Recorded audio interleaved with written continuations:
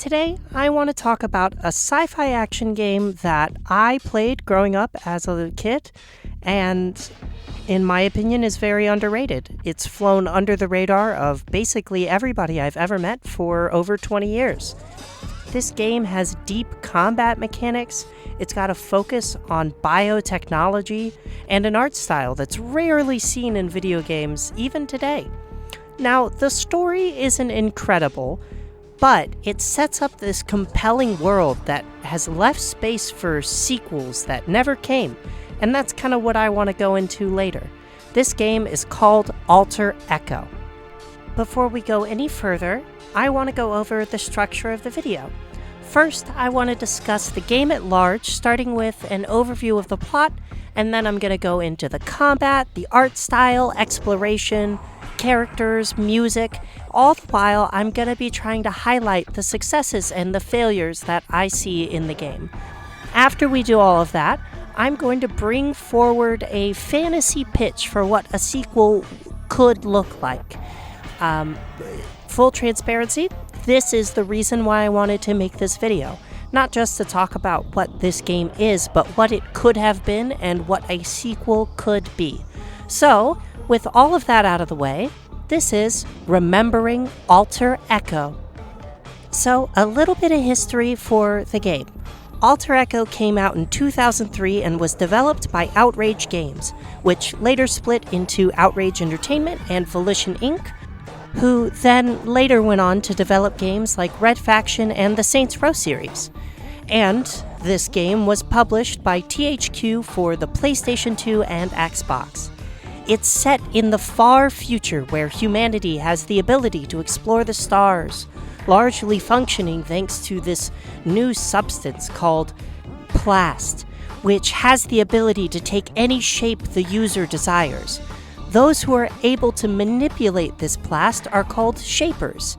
Now, this gets explained as the player is also introduced to the main cast of characters.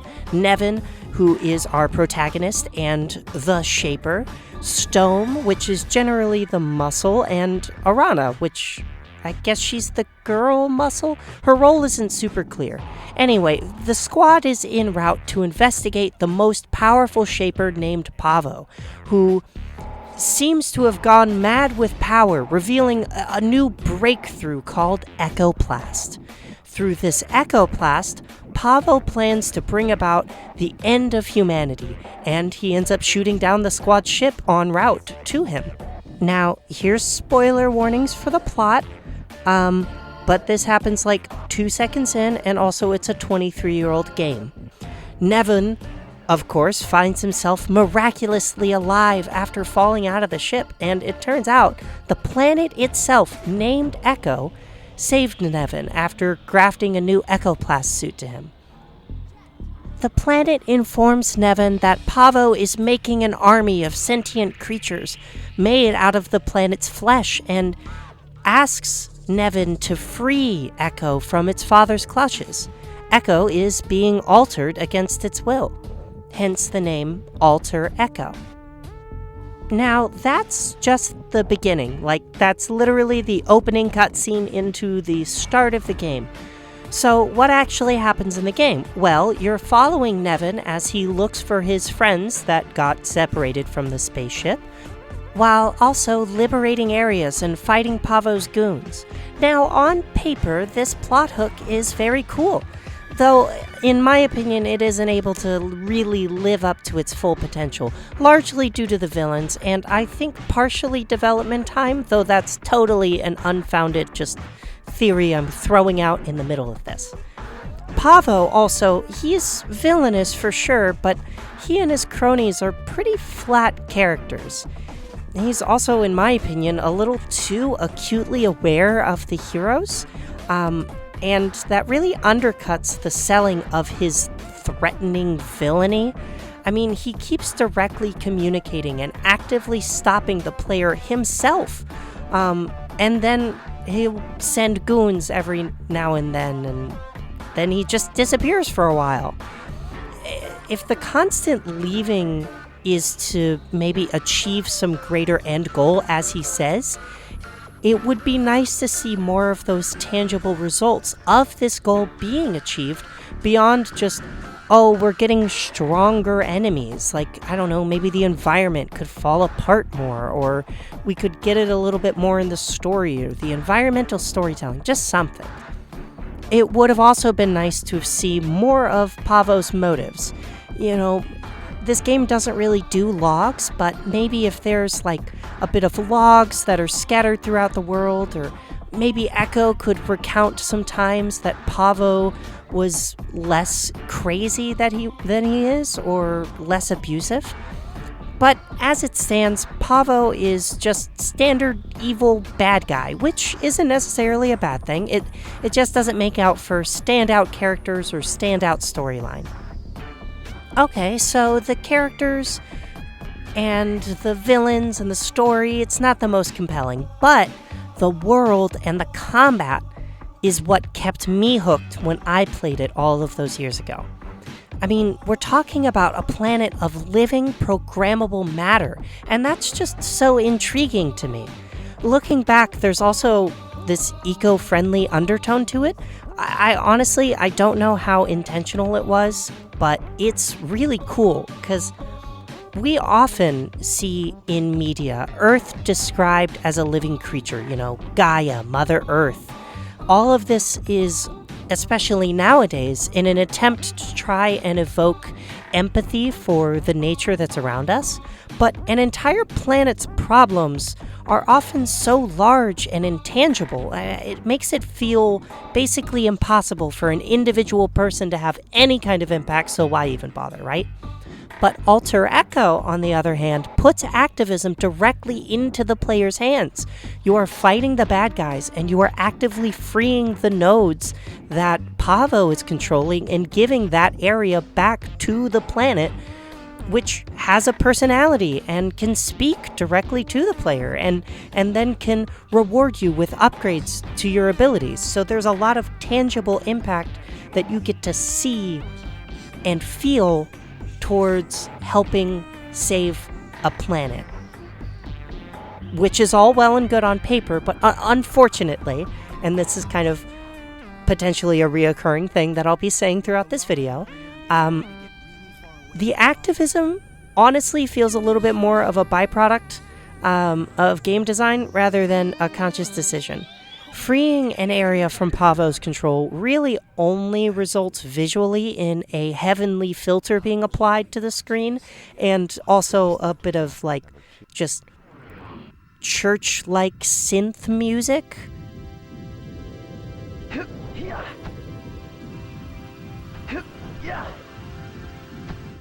The overworld also largely remains unchanged, and Echo really doesn't express its autonomy beyond giving the player more upgrades, and that's about it. He doesn't express himself. So, the upgrades are great mechanically, but there could have been so much more, and that's really the statement that I'll be repeating a lot, probably. Now on to the combat.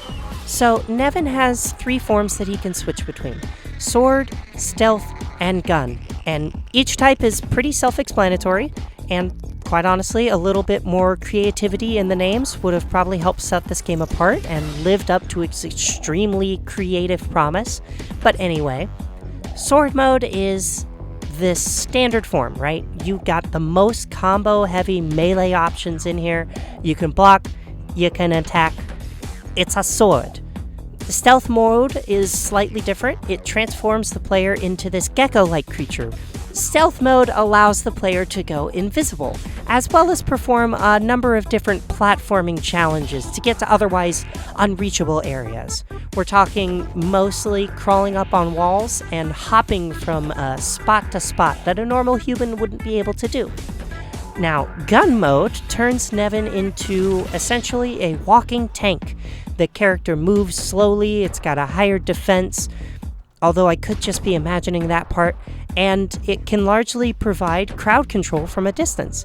Now, none of the modes are exceptionally unique, but it's how these modes are blended together that really makes the game stand out, in my opinion at least. each form has power-ups and combos that can help keep things fresh. And there are a lot of there are only a couple of morph combos that'll morph you from one form to the other with a little bit of attacking. One of the things that I found the most enjoyable, especially as a kid playing the game, was at a certain point, enemies will also start to adapt to and block your combos or your forms if you're using them too often, which is constantly forcing the player to switch up all of these things, which is an attempt to try and bring out this flow state and keep the player from cheesing every fight. Now, this doesn't work out to the best success. It's not like these enemies have a memory of 2 combos you did ago, so you could just spam 2 different combos back and forth. And quite honestly, even replaying this game to capture this footage, I did that a lot. I'll also critique that a lot of the combos themselves push the enemies a pretty large distance away, because these enemies, they slide, they ragdoll so far away, which wouldn't be a problem except for the fact that there is a combo meter that replenishes really quickly. So oftentimes when you're ragdolling this enemy away, your combo meter will completely deplete by the time you get to them, because there's no sprint button or anything like that. So that's not great. Though I do appreciate that the developers attempted to have a lock-on feature, especially talking PS2 days. Lock-on features weren't really that heavily implemented, so the fact that they put it in there is nice. However, the camera is very slow and delayed in its input, so it would have been a nice option to be able to switch the lock-on targets manually, so I could choose who I'm attacking a little bit better, but that's kind of nitpicking for a game that's 23 years old. In my opinion, the form switching is enough to set itself apart from a lot of other games, but Alter Echo has one more trick up its sleeve that I've never seen recreated, and that's time dilation. Once a specific meter is filled, the player can freeze time and dish out loads of damage through this minigame that turns the classic game of Snake into also a rhythm game, very Crypt of the Necrodancer. The longer the chain, the more damage is done, and each input speeds up the rhythm, creating this satisfying feeling when the player is successful in obliterating all of the enemies on screen. Now, it's not perfect. It can sometimes be pretty hard to find the rhythm. There's a bit of a delay in your inputs, which is a problem when you have a rhythm game.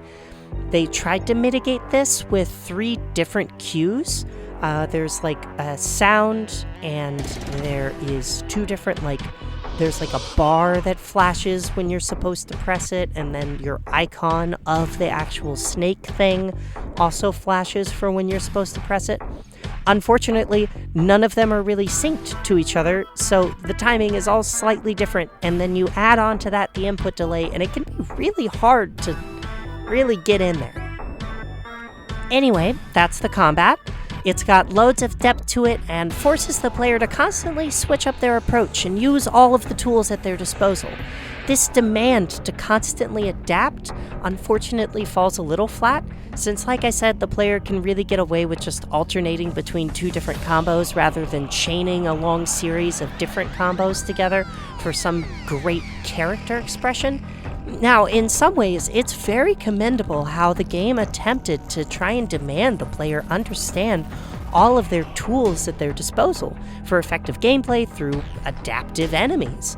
I'd love to see more games implement this adaptive enemy style, since it makes these beings feel a little bit more like they're thinking rather than just kind of stock standard. Alright, so that's the combat largely out of the way. So when you're not in combat, what are you doing? Well, oftentimes you're exploring, which is a very generous word for it. It's often just limited to traveling on foot through mostly linear levels with the occasional extremely simple puzzle. If there's a wall that blocks your path, gun mode's got you covered. Or maybe you need stealth mode to avoid detection of turrets or jump an otherwise impassable gap by attaching to a series of floating nodes. Now, there are moments where stealth mode can have a little bit more satisfaction in traversal puzzles, but it would have been really nice to see more variations on what each mode could do outside of combat. If a sequel were to be made, it would be nice to see some of the crazy wall-to-wall traversal or something, or maybe there's sections that require smooth mode shifting, just like the combat. There could be moments where time dilation is used to traverse through a series of falling obstacles, or you're having to jump from wall to wall and then like use your sword or something to let you, I don't know. I'm not a game designer, so I really don't know how feasible any of these ideas are, but as a whole, there weren't that many reasons to explore either. There's not really any loot or materials to help craft better gear. I mean, exploration was usually just rewarded with a blob of experience points that would just help you buy weapons and combos, and that's fine, but the combos aren't really super in-depth, and there's not that many weapons to get, so I don't know, just putting some more exploration in there and more incentives to explore, I think would have been really nice. Another tantalizing aspect to Alter Echo is the dynamic between Echo itself and its creator. And when thinking about it, Echo is kind of an Adam Frankenstein type thing. But where Adam learns to hate and destroy through a negligent father, Echo seeks peace and freedom from an overbearing and exploitative one. Pavo ruthlessly tears Echo apart to satisfy his desires, and the planet is almost wholly subservient to him. The last fraction of its will is used to save Nevin in an effort to regain planetary autonomy. It would have been really nice to see this reflected more in the game beyond just a couple of cutscenes here and there, because this dynamic is chilling at times in my mind. To briefly go over the art style and the music kind of together, because I do feel like they're very intrinsically entwined. It's a really cool art style. It's very unique, while of course being extremely dated to the early 2000s in its edginess. You've got these very specific pointed swords and all of that. But one of the things I really, really enjoy is the way in which, because this planet is a living material, you get these really fun organic shapes that are inspired by, I can't remember his name right now, but it's the same person who inspired the art direction of Alien. Like, you can clearly see the influences. I'm putting the name up here at some point. And that's really, really cool. Of course, you're seeing the limitations of the PlayStation 2 when it comes to these kinds of designs, as well as the Xbox. And of course, the music has these really fun warps and womps to them that you really don't see in most games ever before or after, which helps kind of makes this place stand out. So all in all, Alter Echo is a game that has a strong concept but leaves so much room for improvement. So why am I talking about it? Well, this is where I get into my lovely little fantasy bit, because at one point at the very end, Arana, who at about the halfway or 2/3 of the way through the game is presumed dead and is left on the planet, she's woken up by Echo's voice going, "There's so much work to be done." Arana being alive and alone on the planet is what has kept me personally from ever forgetting fully about this game, because my imagination just runs rampant on what a sequel could be, with all of these strong foundations and ideas that are unfortunately crippled by its many flaws and lack of, real motivation to kind of push through and fix all of these things.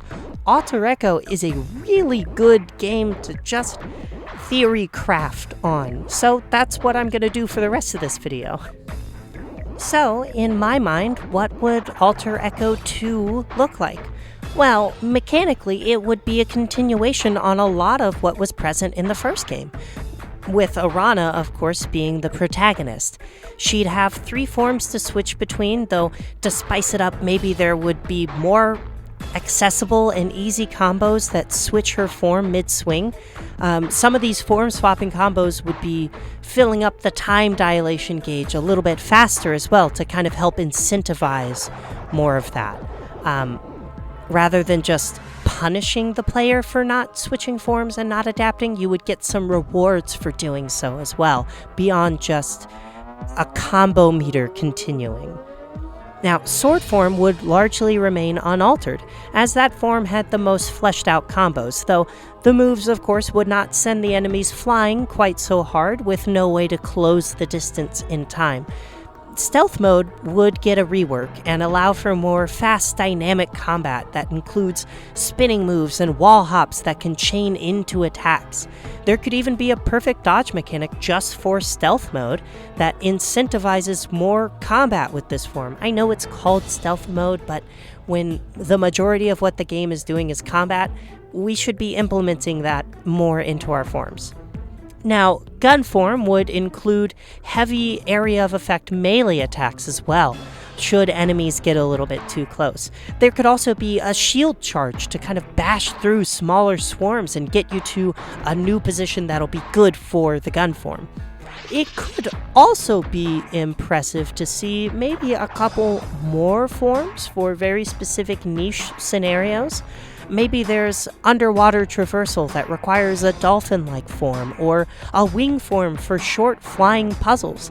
Now, these probably wouldn't be fully implemented in combat, but it could create some fun puzzles, or heck, maybe even certain combos could include form swaps. Like, for instance, a triangle, circle, triangle input would have 2 sword swings followed by a morph into gun form that fires a grenade shot, and then the triangle switches you back to gun form. This would, of course, make combos a little bit complicated, but I think it would be worth it. Now, visually, I would love to see some more things done on the concept of programmable biomatter. Not only would the environments look weirder and more distinct, but Arana herself would be able to manipulate those environments in more ways than just building a bridge, because that's kind of the only thing that they do. They build a bridge. Perhaps cover could be constructed on the fly to avoid long-range projectiles, or platforms could appear as the player steps on them, bringing the player towards an otherwise unreachable ledge. Maybe they could warp the ground to form a hole that they could toss enemies into. There would, of course, have to be limits, and it would probably also have to use up the time dilation gauge, since it's all about manipulating your surroundings. But showcasing the power of the shaper beyond just them shaping themselves, I think would be very impressive to see and to do. Now, speaking of shaping, I also want to see what kind of environments a sentient planet would create for itself. We see these unique locations, sure, compared to other games, it's very unique, but the planet can alter its environment on a whim, and therefore could create some really crazy, awesome scenery.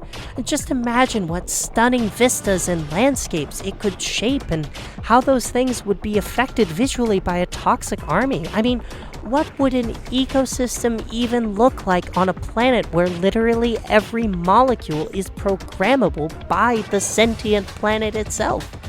A living, self-altering planet gives the developers so much freedom to explore these designs beyond just curved shapes, if that makes sense. Alright, so another question would be, okay, what's the story gonna be? Well, in my imagined sequel, it would be really nice to see that they would delve deeper into the motifs of environmentalism and abusive creators/guardians. In broad strokes, we would follow Arana as she traverses the planet to restore its habitats by removing invasive species left behind by Pava. he spent a lot of unrestricted time on Echo before Nevin and the squad shows up, so it's safe to say that he has made a lot of crazy mutations and harmful environments in his search for an army of Plast. This would leave room for new enemy types and varied environments as the player discovers the aftermath of some successful and failed experiments. You could get some cool body horror in some of the enemies that are failed experiments. You could get toxic swamps. I know everybody loves a toxic swamp, but that alone would just push this to such a better height than the original. And of course, even though he's gone, Pavo's creations could still be trying to carry out his will to dominate the planet and all of the other planets in the entire universe. Because, that's what an evil bad guy does. Arana could, at the start of the game, wake up in a haven that was crafted thanks to Nevin's work in the first game. This could serve as a tutorial level, and you get a couple of small mobs invading to help serve as tutorial fodder, but it would also be absolutely stunning to look at, showcasing what a freed Echo could look like. Now, eventually, Arana would have to leave the comfort of this haven to start restoring the rest of the hostile world, and along the way, she'd encounter a variety of obstacles and enemies. And perhaps in the spirit of restoration, some of these bosses could be cleansed of their influence and become guardians of a section. Or maybe we just kill them. I don't know. But, if we did the other route, we would get multiple characters to interact with, which I think could be cool. Now, of course, there needs to be some sort of antagonist or villain of the story, and perhaps Pavo had an apprentice who finds himself on Echo trying to recreate Pavo's work. Or maybe there's a subconscious part of Echo that still held reverence for its father, and the big bad is a darker manifestation of the planet's psyche in the form of a Pavo clone to really, hammer home this abusive creator whole motif kind of thing. The planet would then be tearing itself apart, wrestling with the love something can have for its creator and the hate for the same person being its abuser. I really like, in case it's not obvious, the themes that Alter Echo 1 put forward about parental figures and escaping an abusive relationship, and there's just so much more that could be explored in a sequel. Anyway, that's just about everything I have to say about Alter Echo. Now, of course, I want to hear your thoughts. Do you agree with everything I said? Do you have ideas of your own for a sequel? Are you going to maybe try picking up the game for yourself and experiencing Alter Echo? Let me know in the comments. Anyway, until next time. In a situation with this level of pucker factor, you just repeat these affirmations to yourself in a mantra. I'm an invincible killing machine. Can't nothing kill me without asking my permission first. Well, I'm glad that works for you, Stone.